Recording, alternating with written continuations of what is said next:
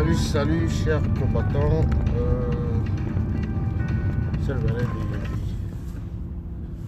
J'aimerais aujourd'hui parler du problème Essama, affaire Essama, et de l'absence, n'est-ce pas, de manifestation ou du manque de déploiement de la troupe vis-à-vis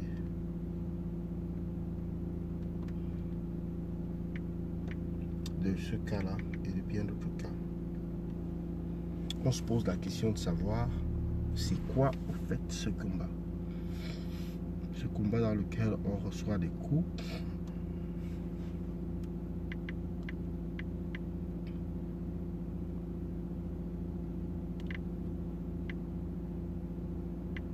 Et on ne dit rien.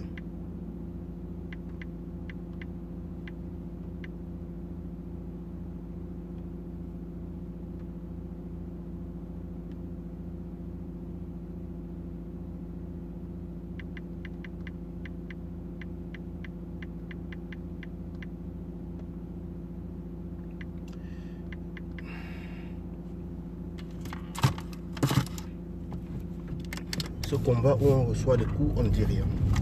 Le combattant Essama s'est fait embastiller, a été pris en otage depuis, je pense, lundi. Si ce n'est lundi, si ce n'est pas lundi, c'est mardi. Et depuis lors, c'est silence radio. Et ce qui m'énerve avec des combattants, il faut le dire, ce qui m'énerve avec les combattants, c'est de faire courir une rumeur selon laquelle il a été libéré. Plusieurs fois, j'ai fait des directs. Mais je constate qu'il y a des individus qui, on ne sait motivés par quoi ou par qui laissent croire ou envisager que le combattant Essama a été libéré. Moi, ça me détruit au plus profond de moi. C'est-à-dire, des individus comme cela me fatiguent. Parce que si vous n'avez pas une information, taisez-vous. Il vaut mieux se taire que de donner l'impression que vous faites quelque chose. Vous n'êtes pas obligé de faire quelque chose. Mais là, vous polluez, n'est-ce pas, l'espace avec des fausses informations qui sont contre-productives.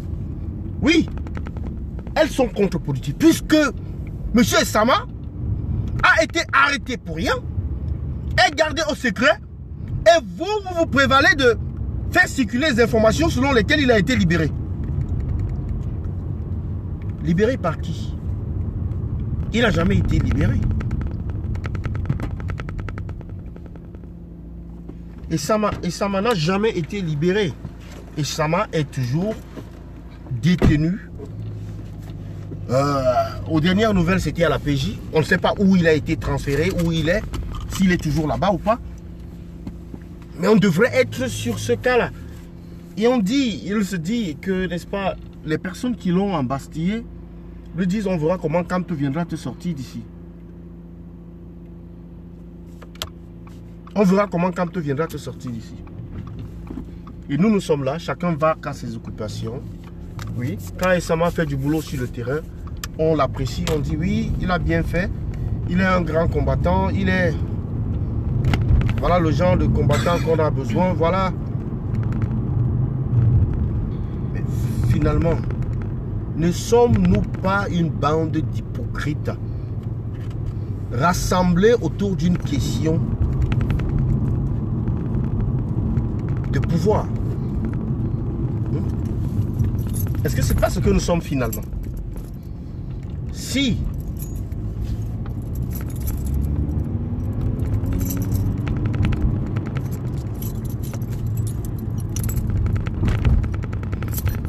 au final nous ne pouvons pas secourir nos camarades qui sont embastillés. Rosange Djemeni, elle a été prise comme ça. Oui. Mamadou Mota a été enlevé comme ça, sous nos yeux. Oui. Les sèches, Branco Nana, enlevé comme ça, sous nos yeux. Nos yeux, je dis bien, devant nos yeux. On a vu, on a laissé faire. On a laissé faire, on a laissé continuer, on a laissé perdurer. Et on réussit à s'asseoir ou alors à trouver un confort dans cet inconfort. Et puis les Sardinats, qu'est-ce qu'ils disent? Ils disent, mais voilà, ça c'est une bande de tarés. Ça c'est une bande de vauriens parce que ils font de bruit, mais ils ne font rien. Ils ne sont pas comme les Ambazoniens. Les Ambazoniens, quand ils posent un acte, ils font du bruit, mais ils le font pour du sérieux. Oui, on a peur des Ambazoniens parce que eux, ils vont à l'acte.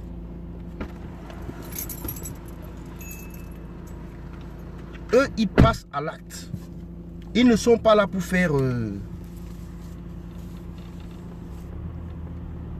Ils ne sont pas là pour faire à peu près. Moi, ça me fatigue. Ça me fatigue. Mais je vous dis, ce qui me fatigue le plus, c'est le fait que des gens balancent des informations selon lesquelles Essama a été libéré. Non, Essama a été libéré, seulement on a confisqué son téléphone. Oh, Essama, il a été libéré. Il n'est plus... Je fais des lives. Et même en plein live, les gens, ils envoient des informations. Oh, il a été libéré. Bon, peut-être, d'autres diront que ce sont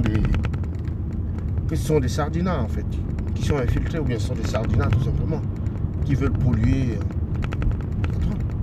Mais on doit être en train de défendre le gars. Mais quand vous dites qu'il a été libéré, certaines personnes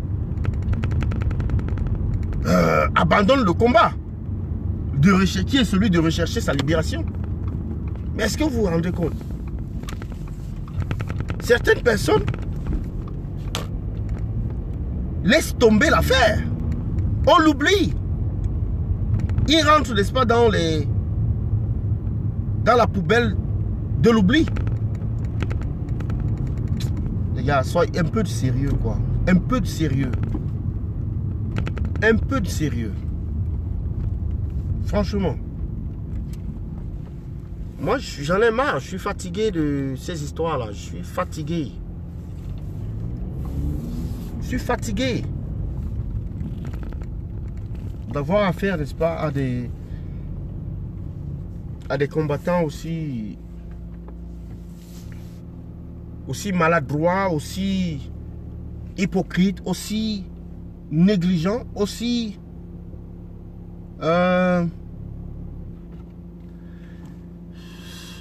mal intentionnés. Et pendant ce temps, Essama est là, il boit du noir. Ah oui.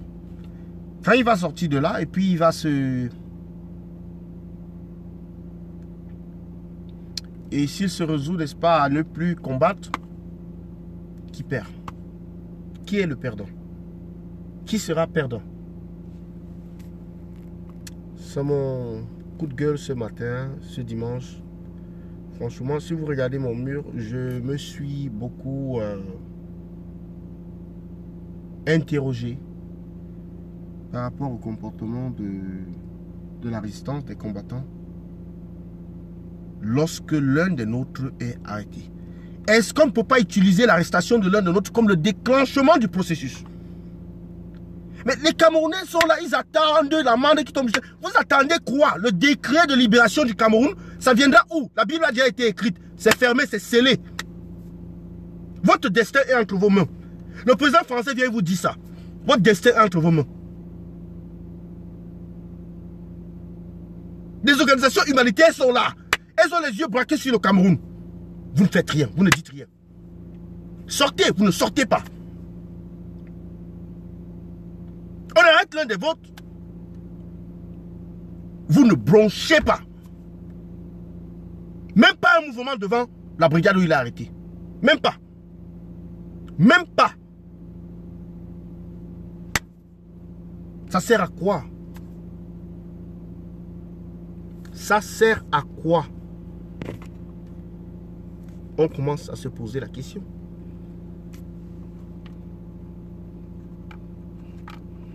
Et moi, je vous pose la question.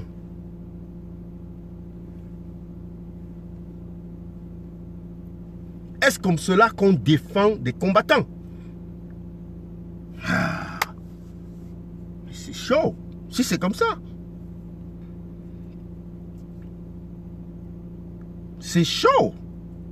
Au point où et ça m'envoie des nouvelles pour qu'on informe Maître Ndoki et qu'on sort. Il y a des combattants quand même qui sont assez entreprenants, qui vont sur le terrain, s'enquérir l'espoir de la situation et venir nous donner des informations. Oui, démentir ce qui est en train d'être dit. Moi j'ai dit à ces combattants-là qui polluent la toile avec des fausses informations, faites très attention. Faites très attention. Parce qu'il s'agit de la vie, n'est-ce pas, des combattants. Il s'agit de la vie de certains individus. Il s'agit de la vie, n'est-ce pas, de certains Camerounais. Il s'agit de la vie de cette résistance, de cette révolution. Même que vous êtes en train de blaguer avec comme ça.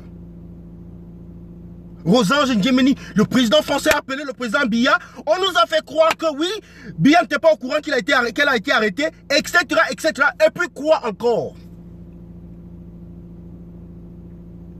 Et puis quoi encore?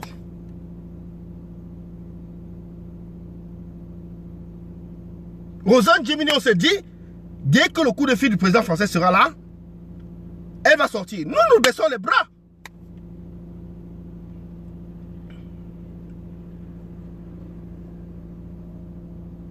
On baisse les bras, on se dit bon, le tour est joué quoi.